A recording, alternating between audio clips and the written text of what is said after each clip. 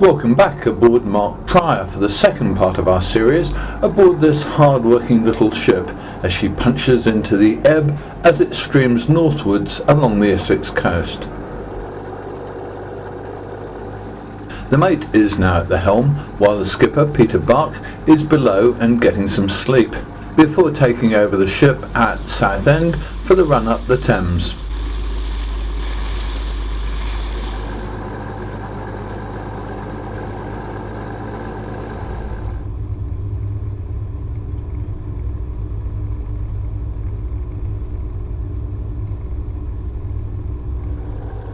We left Fingering Hoe at the top of the tide, carrying the flow down the river cone till reaching the sea.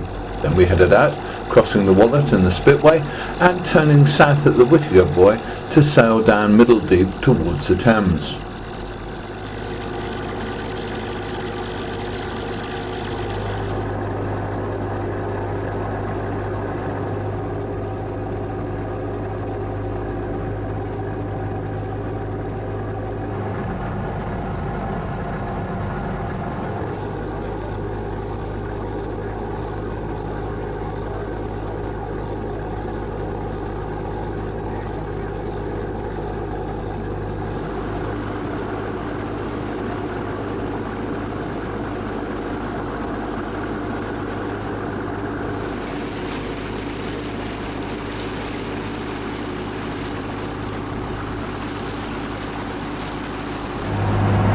It's an interesting view from the wheelhouse aboard the Mark Pryor because you associate, or I associate, this piece of water really with the great days of barges, and in those dim and distant days that I can kind of vaguely remember, you would see quite a lot of shipping travelling from the east coast ports up to the Thames.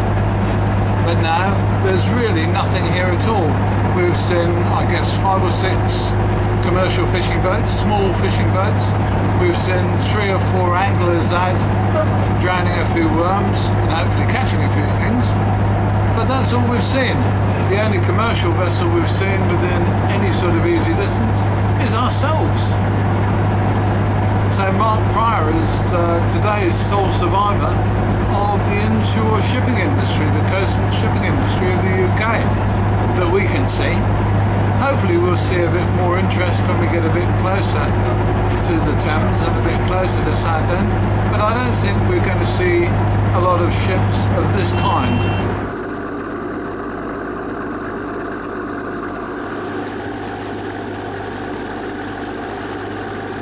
You down north of the wind farm? Lovely, yeah. I tell you, I'll come across to starboard, and if you come around my stern and then you'll be on the right side once we get to the channel. To be honest, although the weather today is really beautiful, I'd have been glad if it had been a bit bumpier, because, believe me, it isn't always like this here, especially in the winter. A wind blowing hard from the northeast against the ebb tide flowing north, and you'll get some short, steep and nasty seas that will stop a small boat and slow Mark Pryor down too. The tide is also a big influence in the ship's sailing routine. Most small boat and coastal commercial skippers would naturally sail with the tide, but heading towards London we're against it for 4 or 5 hours.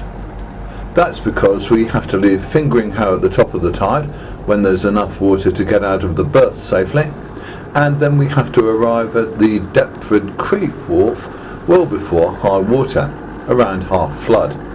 That gives us the rest of the rising tide to discharge the cargo, and then we leave at high water on the Thames to carry the tide all the way down the river and north up the Essex coast.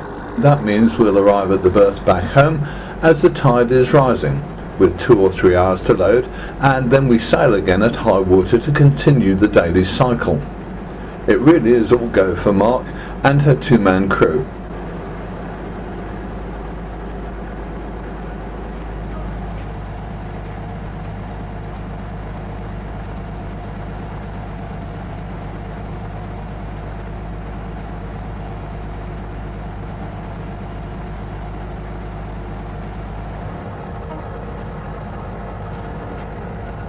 As we get closer to the main channel of the River Thames, we start to see more ships. This ferry, North Stream, is heading out at around 18 knots, and she's followed by a couple of other ro-ros, product tankers and dredgers.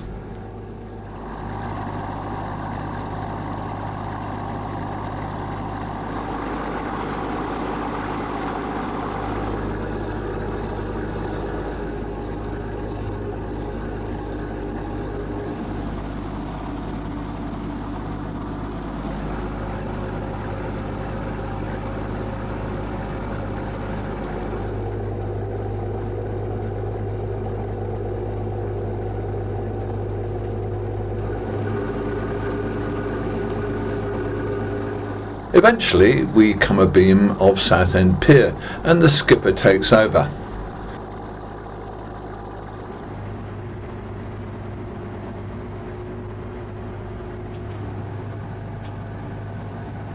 He and Fraggles take off the hatch sheet to dry out the boards, and then it's a mug of tea and a natter. He's been sailing these waters for well over 40 years, and even in that time many things have changed on the river.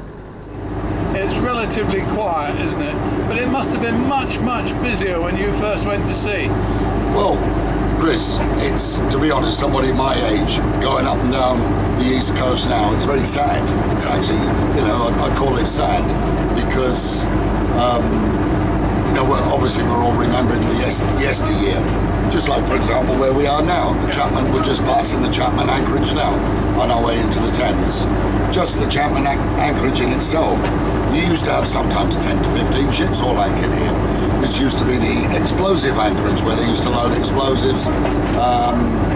Obviously the explosives came from Woolwich Arsenal, so that kept all the barges busy. A lot of crescent shipping barges were doing it. All sorts of barges bringing the explosives down, and transshipping. The ships used to load with their own gear, their own masts and derricks here in the Chapman anchorage. And obviously just that movement alone used to generate all sorts of other stuff with it. You had crews joining, the ships needed fuel, so you had bunker barges running in and out, food, stores.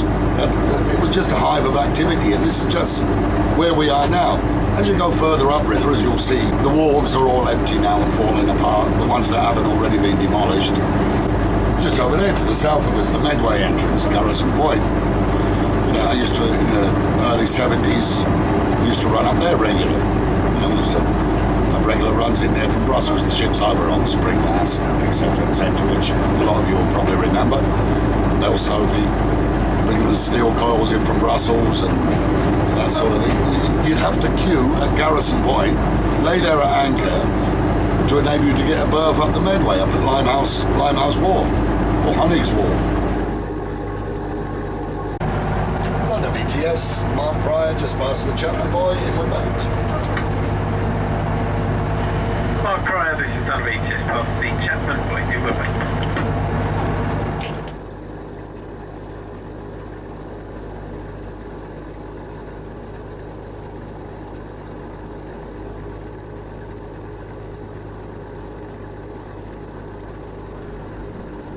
In part 3, we'll be seeing many of our capital's nautical landmarks as we carry on up the Thames. Then we'll be turning into Deptford Creek to offload. See you soon.